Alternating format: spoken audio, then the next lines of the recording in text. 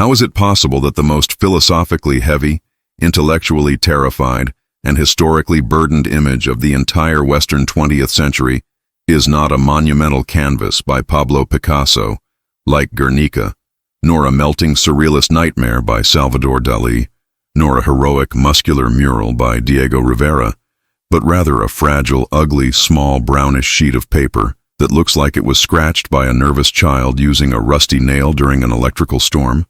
We need to have a very direct, adult, prolonged, and uncomfortably honest conversation about Angelus Novus. If you ever have the chance to stand before this physical object in the climate-controlled galleries of the Israel Museum in Jerusalem, your first reaction will almost inevitably be one of profound underwhelming, perhaps even disbelief. The object is small, almost insignificant in its physical dimensions. It looks damaged, like something that survived a flood or a fire. It is not beautiful in any conventional aesthetic or bourgeois sense of the word. There is no gold leaf. There are no rich glazes of oil. There is no grandeur of Renaissance perspective inviting us into the scene. If you saw it at a garage sale, unframed, mixed in with a pile of old receipts, torn maps, and yellowed letters, you could easily mistake it for a throwaway sketch or, worse, a piece of trash that someone forgot to throw away. Yet this image is the Mona Lisa of modern philosophy, the sacred icon of critical thought. It is the image that haunted the nightmares of the greatest thinkers of the Weimar Republic, the Jewish intelligentsia who saw Europe crumble. It is the image that rested on the desk of a genius as he watched the continent burn. To understand why this work is a masterpiece, we have to stop treating it like a decorative painting and start treating it like a crime scene, a piece of forensic evidence of a civilizational collapse. We have to look at the marks left on the paper by Paul KLEE's hand and understand that in 1920, KLEE wasn't trying to paint a pleasant picture to hang over a Swiss banker's sofa. He was trying to exorcise a demon that had swallowed the world whole. To truly grasp this and to respect the magnitude of what we are discussing, you have to strip away the varnish of genius that textbooks apply and the polite applause of auction houses to look at the cold, almost industrial mechanics of how this thing was made. This work is an oil transfer drawing, technically known in German as an Ölpause. This is not a trivial detail for laboratory nerds or restorers. It is the smoking gun, the fingerprint of KLEE's philosophical intent. KLEE developed and refined an idiosyncratic technique where he would cover a sheet of paper with viscous black oil paint or heavy printer's ink, place a clean sheet over it, like a sandwich, and then draw on the top sheet with a metal needle or a sharp stylus, without seeing the immediate result on the bottom sheet. The pressure of the tool transferred the oily ink to the back of the top sheet or onto a third receiving sheet, creating a line that is not sharp, but fuzzy, decaying, dirty, and ghostly. Think about what this means. It looks like a Xerox from hell, decades before the invention of the photocopier. This implies that the image isn't being created in that moment of divine inspiration, but is a trace of something else, a shadow left behind, a residue. KLEE embraced the filth inherent in the process. Where his hand rested on the paper for support, the ink from below smudged the surface, creating visual noise, blurs, and ghosts of touch that shouldn't be there in academic art. A traditional artist would erase this. KLEE kept it. This is crucial to the psychological impact of the work. The Angelus Novus, or New Angel, doesn't look like a being of flesh, blood, and divine light. It looks like an exhumed fossil. It looks like something etched into the wall of a solitary confinement cell by a prisoner who knows his execution is scheduled for the next morning. The technique itself speaks of distance, mediation, and decay. Visually, the creature that emerges from this technique is deeply disturbing and defies all Western Christian iconography. Forget the chubby pink cherubs of the Renaissance, playing harps on fluffy clouds for the delight of saints, and forget the noble Baroque archangels like Saint Michael, wielding flaming swords with the bodies of Greek athletes in shining armor. KLEE's angel is a biological and spiritual mess. He has a disproportionately large head, almost hydrocephalic, suggesting a being of immense consciousness and perception, but of feeble physical agency in the material world. He has hands and feet in the form of skeletal claws that resemble the talons of a bird of prey. creating an ambiguous sense of predatory danger mixed with pathetic helplessness. His hair doesn't flow like silk. It looks like rolls of ancient parchment, unraveled to fill in, or perhaps electric shocks frozen in time, antennas picking up the suffering of the world. But the most terrifying detail, the detail that locks eyes with you and refuses to let go, the black hole in the center of the composition, is the gaze. The angel is staring. He is not looking up at the light of God in passive adoration. He is not looking at a cloud or the horizon. He is not reading a holy book. He is staring at us. Or, more accurately, and this is what causes the shiver down the spine, he is staring at something right in front of him, something that we, the viewers, are also seeing, or perhaps are, and this has paralyzed him with absolute horror. His eyes are wide, lidless, unable to blink, condemned to see everything without rest. The mouth is slightly open, revealing a set of small, sharp teeth, like the teeth of rodents or deep-sea fish, as if he is about to scream a warning that never comes out, or has just finished screaming and is desperately gasping for air in a vacuum. This is where the masterpiece status begins to solidify, not in the beauty of the line, which is intentionally ugly, but in the violence of the truth it tells. KLEE created this in 1920. Let's pause and look at the visceral reality of that year. It was not a time of peace.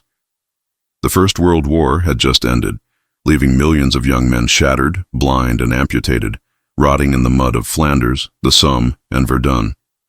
The Spanish flu had just swept the globe like a scythe, killing more people in months than the war itself did in 4 years.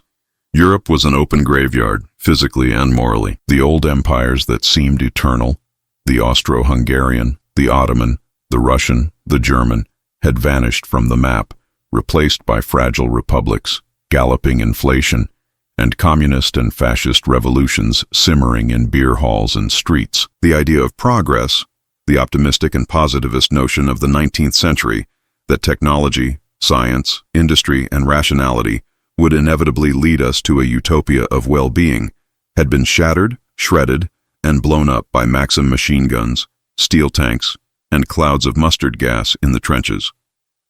The machine did not save us. The machine killed us with an industrial efficiency never before seen. Paul KLEE, having served in the war himself, was not a distant observer. It is important to correct a common myth here. KLEE did not fight in the muddy trenches of the front lines, which perhaps gave him a different, more analytical and cynical perspective. He served at the Imperial Aviation School in Gersthofen. His job was not to kill, but to keep the killing machine running. He patched the canvas wings of airplanes, varnished the wood, and handled the finances and bureaucracy of death. He saw the heroic airplanes up close, on the ground, stripping away the romance of the untamed aces to reveal the industrial, cold, and calculated mechanism of aerial warfare. He saw young pilots take off and not come back. He saw the charred wreckage. When the war ended and he returned to his studio, he didn't paint heroes with medals on their chests. He painted the Angelus Novus. The title is Latin for new angel. But what is radically new about him? He is the angel of modern, secular, broken reality. He is not here to save, protect, or guide us. He is powerless. He is an angel who has realized, with sudden horror, that he cannot intervene in human affairs. He is a witness. This is a radical theological shift that arguably kills the traditional conception of God and providence in the process. Traditionally, angels are functional messengers of the divine who bring order, fight demons, or deliver the Annunciation to chosen virgins. KLEE's angel brings nothing. His hands are empty. He is simply stunned, catatonic from the chaos he witnesses. This resonates deeply with us today because it mirrors the modern and postmodern human condition. We are bombarded with information. We see the tragedies of the world in real time on our high-resolution screens, genocides, famine, climate disasters, but we feel completely powerless, isolated in our living rooms, unable to stop the gears of history. KLEE captured this specific feeling of paralysis, of impotent hyper-awareness, over 100 years ago. However, the history of this work would be incomplete, and perhaps the picture would have remained merely a curiosity in a catalog, were it not for the man who bought it and transformed it from a sketch into a secular religious icon, Walter Benjamin. You cannot separate the art from the owner in this specific case. They are co-authors of the work's meaning. Benjamin was a German Jewish philosopher, a brilliant and deeply melancholic eccentric, a mystic attempting to fuse Marx's historical materialism with the messianic theology of the Kabbalah. He bought the work in Munich in 1921 for a modest sum. For Benjamin, this wasn't just a wall decoration or an art investment. It was his mirror, his alter ego, his oracle. It was his most prized possession, the only thing he would not part with. He hung it in front of his desk in every precarious office he worked in, from his apartment in Berlin to his lonely exile in Paris. He didn't just look at it, he waged a staring contest, a continuous 20-year seance with that scratched paper. For Benjamin, that wasn't ink and oil. It was a coded revelation about the fate of humanity. Benjamin's interpretation of this image is what cemented its legendary status and turned it into a weapon of the philosophy of history. In his final and testamentary work, The Theses on the Philosophy of History, or On the Concept of History, written in 1940 in a moment of absolute despair as the Nazis conquered France and closed in on him, Benjamin described the painting in a passage, Thesis 9, that is now more famous, cited and analyzed than the visual artwork itself. It is impossible to understand the picture without reading the text, and impossible to understand the text without seeing the picture. Benjamin wrote with devastating poetic clarity that the angel in the image is looking backward. His face is turned toward the past, where we, human beings limited and deluded by the narrative of progress, perceive a chain of logical events. First this happened, then that, then we invented the steam engine, then the internet. The angel, with his supernatural vision, sees a single continuous catastrophe. He sees history not as an ascending line of improvement, but as a mountain of debris. This catastrophe keeps piling ruin upon ruin, corpse upon corpse, destroyed city upon destroyed city, and hurls them violently at his feet, at his claws. The angel wants to stay. He wants to land. He wants to awaken the dead and make whole what has been smashed. He has the ethical desire to redeem history, to piece the shards back together. But he cannot, because a storm is blowing from paradise. This storm has got caught in his wings with such violence and force that the angel can no longer close them. He is trapped, crucified in the air by the wind. The storm irresistibly propels him into the future to which his back is turned, while the pile of debris before him grows skyward, obscuring the light. And then Benjamin delivers the final blow. This storm is what we call progress. This is the intellectual sledgehammer. KLEE's humble drawing became the visual anchor for the most devastating critique of Western civilization ever written. The masterpiece quality here is a symbiosis. It is KLEE's visual genius providing the perfect, empty, ambiguous vessel for Benjamin's philosophical genius. KLEE provided the visual elements: the mouth open in a silent scream, the fixed and terrified eyes, the spread wings blown by the invisible wind, and Benjamin provided the definitive caption. The angel is the supreme tragic figure because he sees the naked truth of history, that it is a slaughterhouse without inherent meaning. But he is powerless to act. He is being blown backward into the future, unable to fix anything, unable to save anyone. The progress we worship, our technology, our economy, our speed, is not the solution. It is the storm that destroys us and drives us away from the origin, from paradise. But let's return to KLEE's technique and aesthetics, because Benjamin's heavy philosophy often overshadows the painter's purely artistic and visual brilliance, and that is unfair to KLEE's mastery. Look at the lines again closely. They are scratchy, hesitant, nervous, trembling. This is the practical application of KLEE's concept of the active line. But here it isn't taking a walk. It is trembling with traumatic anxiety. KLEE intentionally avoided virtuous fluidity. If the lines were smooth, curved, and confident, the angel would look powerful, noble, divine. By making the lines look brittle, like rusty barbed wire, dry twigs, or thorns, KLEE imbues the figure with a constitutive fragility. The angel looks like he is made of combustible material, of old paper and kindling. He could catch fire at any moment. This is a masterclass in matching form to content. You cannot paint a figure of existential despair and impotence using the polished, smooth, perfect techniques of the Academy of Fine Arts or the bold, heroic strokes of a political propagandist. You have to break the form to show that the subject is broken inside. Furthermore, consider the color palette. It is poor. It is muddy, ochre, yellowish, with watercolor stains that look like dirt, urine, or old bruises. There is no celestial blue, no divine gold. It doesn't look like light coming down from the sky. It looks like the dim light of a bulb in a bunker, an air raid shelter, or a damp basement. The chromatic sensation is suffocating, claustrophobic. KLEE creates an atmosphere of stale air, of stopped time. This refuses the viewer the easy comfort of spiritual transcendence. Usually, religious art tries to lift you up, take you to a higher plane, give you hope. Angelus Novus drags you into the mud of history.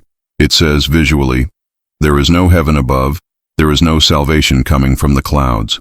There is only the storm right here on earth, and you are in it. There is also a dark, ironic, biting humor here, which is classic KLEE and often ignored by overly serious and solemn philosophers and historians. The angel is, frankly, a bit ridiculous. He has big, almost comical ears. He looks like a caricature, a child's drawing. KLEE is mocking, in a subtle way, the very concept of the sublime and the monumental. In the Jewish tradition, specifically in the texts of the Kabbalah and the Talmud, of which KLEE's intellectual circle, and certainly Benjamin's close friend, Gershom Scholem, the greatest scholar of Jewish mysticism of the 20th century, was aware, there is a fascinating legend about angels. It is said that myriads of angels are created at every instant by God for a single purpose: to sing a hymn of praise before the divine throne, and as soon as they finish the song, they dissolve into nothingness, cease to exist. KLEE's angel looks like one of these disposable, ephemeral beings who forgot his lines, missed his cue, or was interrupted before singing. He is the angel applicant, the flawed angel. This irony makes the tragedy even sharper and more human. It is not a Greek god suffering beautifully. It is a confused, ugly little creature. We can relate to him because he is pathetic, not heroic. We are all, in KLEE's disenchanted view, confused little creatures being blown backward by macroeconomic and historical forces we do not understand and do not control. The provenance of the object, the physical life of the piece of paper itself, enhances its mystical aura and transforms it into a sacred relic of the persecuted intelligentsia. This piece of paper not only represented history, it witnessed it and suffered with it. It was there when Nazism rose. It hung on Benjamin's wall in Berlin while the SA stormtroopers marched in the streets. It traveled into exile. When Walter Benjamin fled Paris in 1940, desperate to escape the advance of the Wehrmacht and the Gestapo, he knew he couldn't take everything. His library, his life, had to be abandoned. The picture, his most precious possession, had to be left behind. Benjamin cut the canvas from its frame to make it easier to carry, but realizing the risk, he entrusted it to the writer and philosopher Georges Bataille, who worked at the Bibliothèque Nationale in Paris. Bataille hid the work, along with Benjamin's manuscripts, in the library's archives, protecting it from the Nazis, who would certainly have destroyed it as degenerate art made by a Jewish Bolshevik. Benjamin headed south, trying to cross the border into Spain and from there to America. In Port Boo, on the Spanish border, in September 1940, believing the passage was closed and that he would be handed over to the Gestapo the next day, Benjamin committed suicide with an overdose of morphine. He died alone, without his angel. The drawing, however, miraculously survived the occupation, the bombings, and the looting. After the war, it was retrieved and sent to Benjamin's lifelong friend, Gershom Scholem, who lived in Jerusalem. The fact that this fragile, scratched, precarious drawing survived the Holocaust and the Second World War, when millions of human beings, including its owner, and buildings of stone and concrete were obliterated, gives it a supernatural gravitas. It is a survivor. It carries in its fibers the ghosts of those who looked at it and did not survive. Why, then, is it an absolute masterpiece? Because it is a ruthless mirror. When you look at Angelus Novus, you don't see a distant religious icon. You see the 20th century, and now the 21st century, staring back at you. You see the atomic bomb, the concentration camps, the gulag, the environmental collapse, the pandemics, the resource wars, the refugee crisis, the wreckage upon wreckage that keeps piling up. KLEE managed, through his artistic intuition, to capture the terror of the future before it even fully happened. He tuned into a frequency of existential anxiety that has only gotten louder and more deafening in the last 100 years. Cynical critics might say it's just a poorly done sketch. They might say the connection to Benjamin's philosophy is just intellectual projection, an overinterpretation of a simple scribble. But they are wrong. The image was designed to invite and withstand that projection. KLEE designed it as an open circuit, a machine for generating meaning. The fundamental ambiguity of the angel's expression. Is it fear? Is it rage? Is it deep sorrow? Is it catatonic shock? Forces the viewer to complete the circuit with their own anguish. It is a machine for thinking. A masterpiece in modern art is not necessarily a painting that shows great technical skill in rendering the anatomy of a horse or the sheen of silk. A masterpiece is an image that becomes a necessary tool for human thought, an indispensable part of our emotional vocabulary. We need Angelus Novus to explain our own history to ourselves.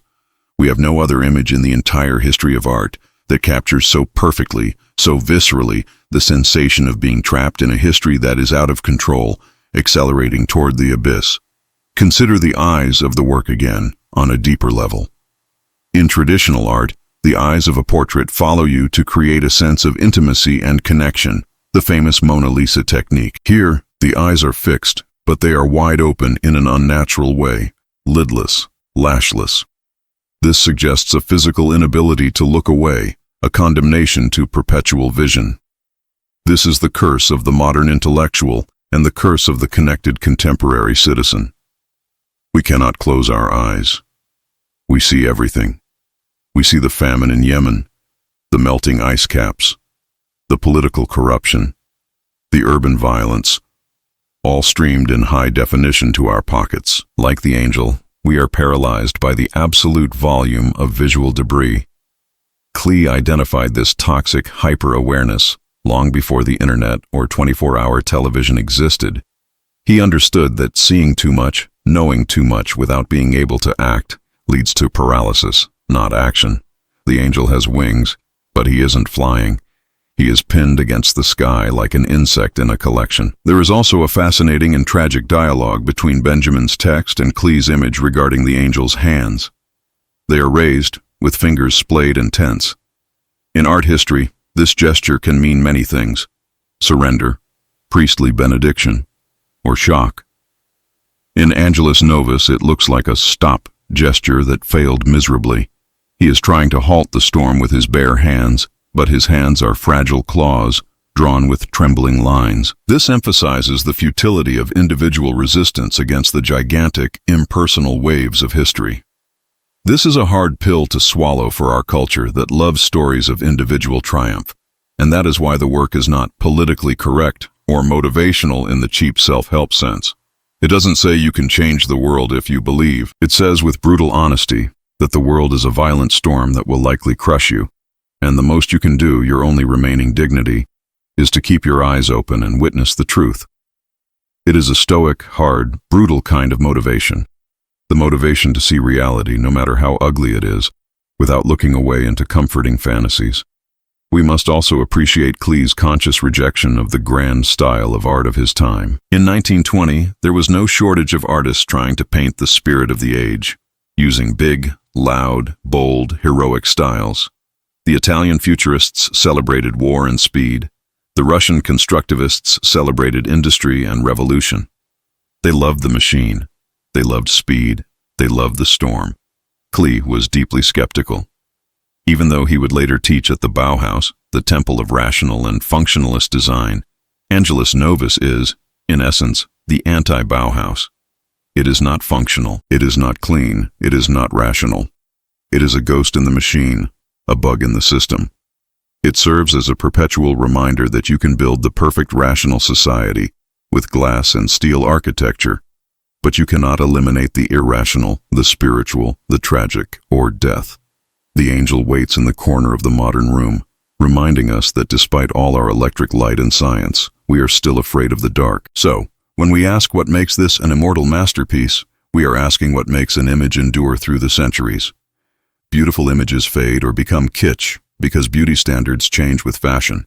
What was beautiful in 1800 might be tacky today. But trauma? Trauma is eternal. Fear is a biological constant. The feeling of being small and vulnerable in the face of a violent and indifferent universe is eternal. KLEE tapped into the eternal root of human anxiety. He gave it a face. He gave it a name. He created the patron saint of our anxiety. There is no resolution in Angelus Novus, and this disturbs many viewers who seek a happy ending. This is its greatest strength. A lesser artist, seeking to please or comfort, would have shown the angel bravely fighting the storm, or miraculously fixing the debris, or ascending to heaven in glory. KLEE leaves him frozen, suspended in the moment of trauma. This lack of resolution forces us, the viewers, to carry the burden. We leave the museum, or close the art history book, and the image stays with us, stuck to the retina. We become the angel. We look back at our own lives, at our own national and personal history, and we see the debris of our choices and the events that ran us over. We feel the wind blowing in our faces. In the end, this scratched, dirty, technically strange piece of paper is a masterpiece because it refuses to lie to you. It doesn't promise a Hollywood happy ending. It doesn't promise that technology will save us from the disaster it created itself. It offers something rarer and more valuable: companionship in the abyss. It says, I see the horror too. You are not crazy for being afraid. Fear is the only rational reaction to this world. And in the darkest timeline, which the 20th century certainly was, and the 21st century often seems to be, this validation of our fragility is the most powerful thing art can offer. It is the firm handshake of one survivor to another amidst the rubble. So the next time someone tells you with disdain that modern art is trash, that it is a fraud, or that their toddler could do the same with crayons, tell them about the angel. Tell them about the storm blowing from paradise. Tell them about Walter Benjamin and his suicide at the border. Tell them that while traditional art tries to paint humanity's golden dream, Paul KLEE had the unequaled courage to paint the real nightmare, and in doing so, woke us all up from our illusion of control. This is not just a masterpiece, it is an emergency warning, a siren that has been wailing for 100 years, and we continue to ignore it at our own peril.